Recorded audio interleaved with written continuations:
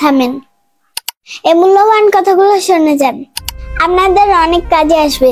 ওই সমস্ত মানুষের সাথে চলবেন না যাদের ভিতরে এ বাজে স্বভাবগুলো আছে। 1. যে কখনো পরাজয় স্বীকার করে না। 2. যুক্তিতে হারতে চায় না। 3. অহংকার করে কথা বলে। 4.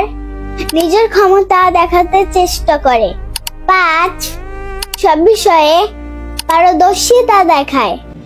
6. সবাইকে সন্দেহ করে। 7. সামান্য ব্যাপারে রেগে যায়। 8. আঘাত করার চেষ্টা করে। 9. সত্য মিথ্যা বুঝতে চায় না। 10. অন্যের সম্মান দেখানোকে দুর্বলতা ভাবে। 11. কথায় কথায় তিরস্কার করে। 12. মানুষের দুর্বল জায়গায় আঘাত করে। 13. নিজের স্বার্থ আগে দেখে। 14.